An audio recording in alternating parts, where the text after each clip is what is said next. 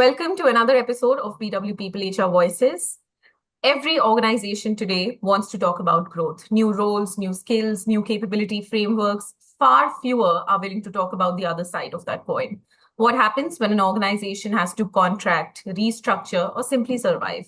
Now, in this episode of HR Voices, we go beyond the usual talent strategy conversation to ask a harder question. What actually builds organizational capability to withhold shocks, and does that same discipline translate into capacity for growth? Now, to join us for this conversation, we have Ms. Dhanashree Thakkar. She's the Head of Human Resources and Distribution Training at Bharti AXA Life Insurance. Across nearly 2 decades with stints at McDonald's, Corn Ferry, Mahindra and Mahindra, and Kotak Life Insurance across India and China, she has built a rare vantage point on organizational life. Now, prior to her current role, as she served as the Chief People Officer at Future Group. Welcome, Ms. Dhanashree. How are you? I'm good. Thank you so much for having me on this. And I love the stream of questions and the theme that you've thought of. Sounds exciting. Well, before we move on into the more serious part of the conversation, one opening question for you. If you had to describe your career in one word that is nowhere related to HR and not an HR leader, what would it be and why? I think it would be a fabulous movie. Um, maybe let me think. I think Highway. I like Tamasha is a better one. Okay, I like the movie Tamasha, and a lot of it is like that because I guess you ultimately like the movie, you discover what is truly that you enjoy. So, I discovered first HR by accident, and then you start to find purpose and truly enjoy it.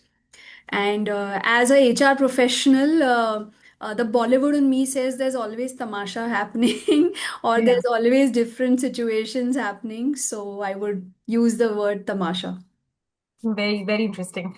Well, you've led people functions through both contraction at the Future Group and growth at Bharti AXA. Now, what are some lessons from restructuring that most HR leaders only learn the hard way, if at all? See, honestly, restructuring is it's a easy process. We as HR professionals or as consultants, we use different opportunities for it. Some call it optimization, workforce planning, all fancy words that we have for it. um, I would say one word. That's what you asked, right? One word for, or the process of Yes.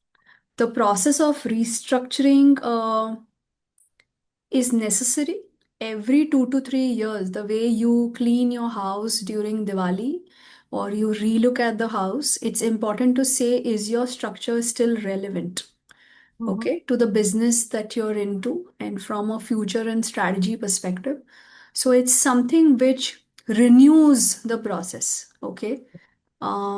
It's like, you prune trees, right, at different points of time so that new growth emerges.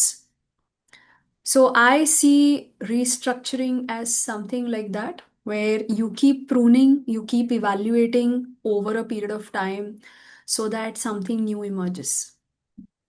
Now, when we talk about restructuring, optimization, and also cost cutting is a major part of it. Now, Yeah. HR in itself, it's often reduced to a cost cutting instrument.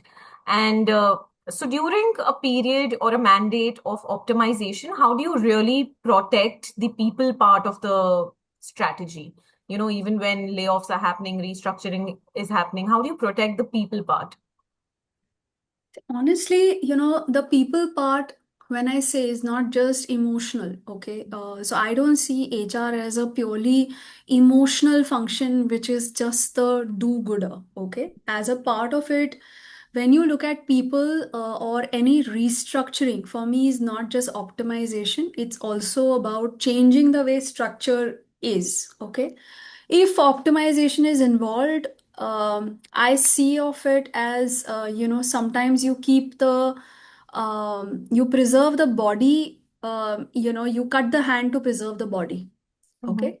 Second key principle is, how do you do this in the most humane, realistic, and empathetic way possible?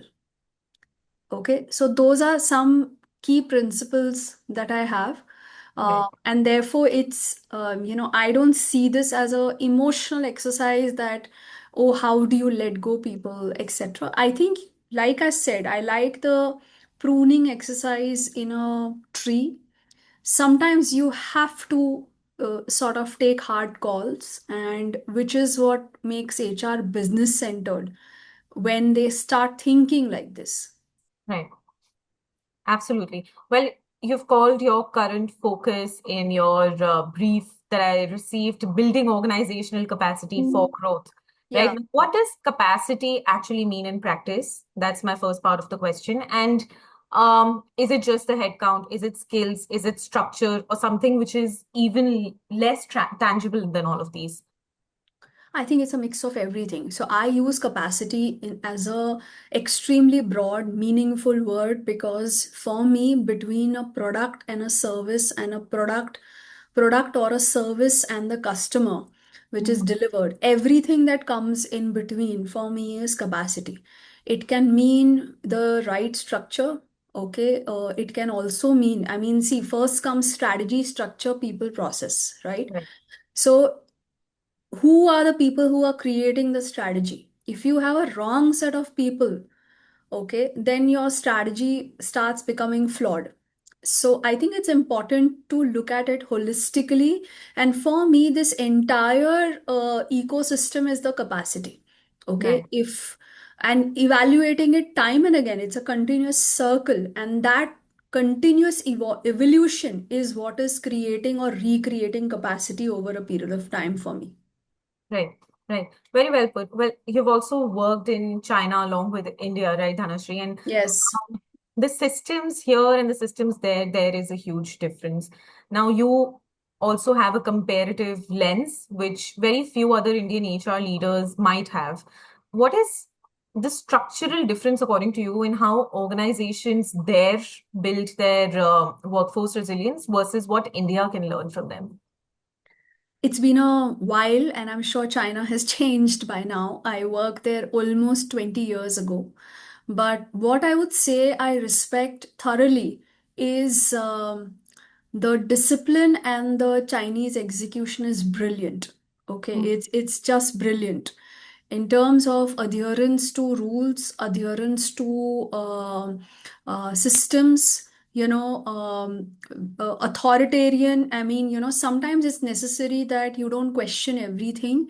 You mm, follow whatever is the guideline and follow it. And that leads to faster execution. So that is something I deeply respect. Both cultures have a lot of commonalities as well in terms of not just few food preferences, spices. It's also about the seniority that we give to age and experience. mm, That is something which is very, very common in both cultures. Both cultures have their own way of doing jugaad. mm, Okay, so China is known for reverse engineering quite a bit, whether it's automotive or any other processes. India is known for the same. Where it ends up going against us is, I think we try and question everything. We are not great at following rules and regulations as much as Chinese are. Um, One of the most important thing in leading progress of China is dignity of labor. right, Okay, and I feel that's where fundamentally both cultures are extremely different. mhm, Because any employee who is doing any kind of work, there is a significant amount of respect for that particular job. Okay, whether it's a male or female, there is absolute hard work which prevails across, the length and breadth of the country compared to what we still have in India. So I mm. really respect, the positives of both our cultures. Right, right. Very well said about the jugaad part. I think all Asian countries do follow that, but of course in Yeah. different languages of their own. We've spoken about a clear distinction in terms of geographies, but what about industries and sectors? You've worked for automotive, media, retail, BFSI. What's a capability building lesson from one sector that you think insurance sector needs to learn, or maybe is better if we say it on a contrary basis? Let us know about that. I would say that, see, compared to a lot of sectors, I have significant respect for manufacturing as a sector, okay, and retail. I mean, because manufacturing, having seen so many economic cycles, understands the value of what capability can bring, okay. For example, in the different quality systems, uh, focusing on the skill building or focusing on the managerial evolution is something which comes naturally in any quality cycle. This flows into the service sector as well, where people understand this is crucial. In insurance, I think a lot has to still evolve, a lot has to still change compared to how many cycles a manufacturing industry would have seen. Hmm. So, and that's the fun part of working in an insurance company and being able to influence that. Mhm. With the insurance sector, the rate of attrition also comes, which is quite high because distribution training is a distinct mandate within insurance Yes. HR, right? Now, what do you have to say about retaining employees who are on the ground working? Because there's a tendency for people to switch jobs who are not sitting in a corporate office with other employees. They find jobs from here and there, and attrition is really high, especially in the insurance sector. What do you have to say about that? Tell me about that. Yeah, that's one of the veins or the common discussions I have with my boss. I wish he were here and he would be grinning ear to ear on this one. Right. But I would say, see, primarily because this is such a push product. Okay, Mhm. that's one reason why, there are reasons of why attrition is high. First is, A, it's a push product. Second, awareness of life insurance or awareness of insurance or financial product is so low in India, Mhm. and therefore mis-selling end up being quite rampant. Third is also about productivity levels. We like I said, the evolution of skill and managerial behavior in being able to influence or develop people, there is still a long way to go as far as that is concerned. The industry has been focusing on it since the last 20-25 years. So those are the primary reasons in terms of why attrition ends up happening, because productivity ends up being a challenge. Mhm. Plus, this industry is one of the unique ones where majority of the sale ends up being in the last few months, okay, of the financial year. So that dynamic ends up being, almost opposing a longer life cycle of thinking compared to any other industry, where the thinking frame is far longer and it doesn't operate necessarily from a survival perspective that last few months end up being so important in terms of sales. So, Mhm. few reasons which are fundamental to how it works. It's a work in progress, and I guess because problems like this exist, that's why they continue to need people like us. Right. But what really is your retention strategy? Is it employee experience? Is it the culture at Bharti AXA? Is it the compensation? Why are people choosing to stay at Bharti AXA? That's what I want to ask you. So, multiple things. I think, culture is one of our strong stands. When I speak to employees or, when we've seen the social feedback. So, Hmm. culture of transparency, culture in terms of non-political environment, one of the best propositions for a frontline in terms of promotions, incentives is something which holds people back. We've elevated this a little bit more with our how our top performers are evaluated. A lot of career mobility options which is moving across functions. These are some of the reasons that have held good for us, and which is where we continue to be in the great place to work for 5 years in a row. We are best in life insurance, plus last year we were number 63 in the top employers of the country. Having Right. said so, there is still a long way to go in terms of what more can we do to elevate the experience and extend the retention timelines for the frontline employees. Right. Well, tech has taken over all industries, right? Yes. How has agentic AI impacted your industry in general, and also your role as the HR head? How is that impacted it? So, see, in the industry, honestly, a lot of operations underwriting, has seen significant evolution in terms of use of AI. So, Mhm. for example, the entire operation system where customer process login happens or underwriting happens, where underwriting is front-ended, that's where we have used AI significantly. As far as HR processes is concerned, we have used AI for employee selection process, assessments process, as well as for employee engagement at different touch points is where we use AI. We are currently in the process of completely digitizing our talent acquisition process through AI and creating digital recruiters in the entire process as we scale up. The other key priority is, of course, in the learning ecosystem, because attrition is also high. How do I ensure readiness of people and reduce dependence on managers' ability to coach? And Right. that's where AI has made inroads with, digital or AI-based coaching as well as, content which is at the state of skill that you are at. So a Mhm. lot of those are making inroads. Next on the cards is, of course, AI and digital in your background verification. That's also on the cards this year. Right. Wonderful. Wonderful to know that. Well, if you had to design or redesign metrics that truly captures whether an organization is truly shock ready or not, what would it be? Shock ready. Oh, okay. Hmm.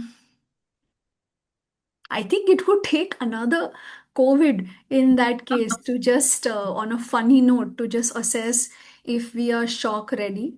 Honestly, from a regulatory perspective, there have been enough shocks from an insurance perspective. First was GST. The second one was, the first was the surrender guidelines change. Second was GST. The third one is the new wage code. So we keep getting different shocks as it goes to just reset and keep evaluating the readiness for it. Hmm. But I think it's like the word has changed, I think, from VUCA to something else now, but I would say it's a part and parcel right now, so Right. which is where agility is one of the key differentiator. Well, Dhanashree, looking back, I want to talk about your journey a little Sure. bit on the personal note. Looking back, you've spent over 2 decades in the business, in the HR segment, right? Now, well, when you look back, what are some lessons that you've learned? What are some things that you feel like once you look back and you think that you could have done something better in terms of processes, in terms of practices, in terms of just engaging with employees in general? Is there something that you look back and you think, I might have done this better? I think things that I have learned and things I could do better is I feel there is a lot more to do for women as a whole in terms of how much they are part of the ecosystem. Okay. There is still a significant chunk in terms of where we've not been able to solve problems in terms of what can make women successful. I feel active propositioning around that is extremely necessary. Few other things I feel. Just to tell you, I think by profession, I'm a psychologist. However, discovering words, till psychological safety used to be a buzzword till some time ago. Hmm. Okay.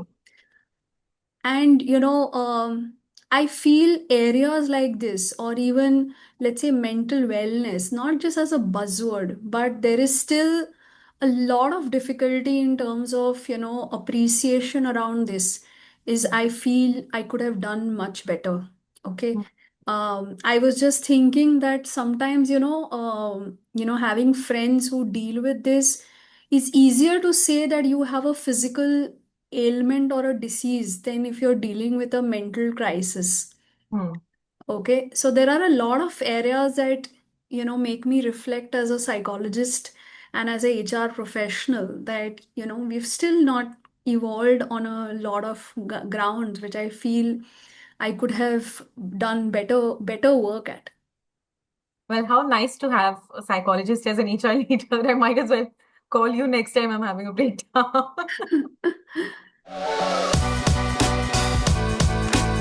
Well, with that, I would like to move on to the rapid fire round. So, are you ready? Yes. All right. Retail or BFSI? Now you're going to put me in a very tricky spot in terms of the sector I work in and the sector that I've learned the most in. It is retail. It is retail any day. Okay. I didn't even complete my question, but you had your answer ready. So, we can see your love for retail. Well, one word, change management. What do you think about that? Resilience. It's constant and needs significant resilience. All right. India or China? Where did you learn more about resilience? India. A book or a framework every HR leader should revisit. Um, it's Viktor Frankl's book In Search of Meaning. Okay. Growth mode or survival mode? Which is harder to lead through? Survival mode. Mhm. It's harder to lead through. One trait every HR leader needs during a downturn. Sorry, one trait. Yes. Resilience, significant resilience, and hope.